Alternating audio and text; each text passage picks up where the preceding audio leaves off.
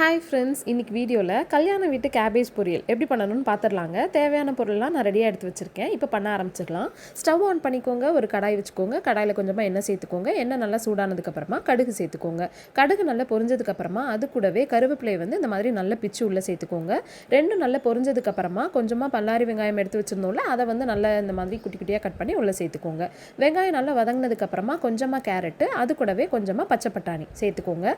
சேர்த்து நல்லா ஒரு வாட்டி கலந்ததுக்கப்புறமா ஒரு கப் பாசிப்பருப்பை இந்த மாதிரி நான் வாஷ் பண்ணி ஊற வச்சுருந்தேங்க. அதை உள்ளே சேர்த்துக்கிறேன். இப்போ இது 3 நல்லா வேகிறதுக்கு தேவையான தண்ணியை உள்ளே சேர்த்துடலாம். சேர்த்துட்டு இதுக்கு தேவையான உப்பையும் கொஞ்சமாக இப்போ சேர்த்துட்டு நல்லா இந்த மாதிரி கொதி வந்ததுக்கு அப்புறமா நம்ம ஒரே ஒரு பச்சை மிளகாவை இந்த மாதிரி கட் பண்ணி வச்சுருந்தோம், அதை உள்ளே சேர்த்துக்கலாம்.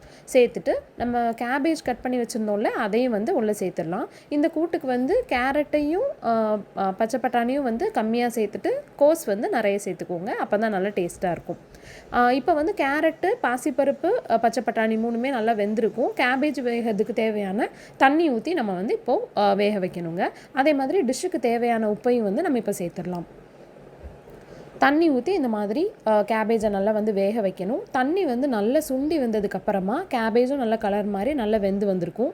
இந்த அளவுக்கு நல்லா வெந்து வந்ததுக்கப்புறமா நம்ம தேங்காய் பூ இருக்குல்ல, அதை உள்ளே சேர்த்துக்கலாம். நம்மளுக்கு தேவையான அளவு தேங்காய் பூ நம்ம சேர்த்துக்கலாம். நான் இன்றைக்கி ஒரு 3/4 கப் அளவுக்கு சேர்த்துருக்கேன். சேர்த்துட்டு நல்லா கிளறி விட்டு இறக்குனீங்க அப்படின்னா டேஸ்ட்டான கேபேஜ் பொரியல் ரெடிங்க. இந்த ரெசிபி ரொம்ப டேஸ்ட்டாக இருக்குங்க. கண்டிப்பாக ட்ரை பண்ணி பாருங்கள். எப்படி வந்துச்சுங்கிறத கமெண்ட்ஸில் சொல்லுங்கள். வீடியோ பிடிச்சிருந்துச்சுன்னா லைக் பண்ணுங்கள். சேனலை சப்ஸ்கிரைப் பண்ணிக்கோங்க. உங்கள் ஃப்ரெண்ட்ஸ் அண்ட் ஃபேமிலிஸ்க்கு ஷேர் பண்ணுங்கள். தேங்க்ஸ் ஃபார் வாட்சிங். பை.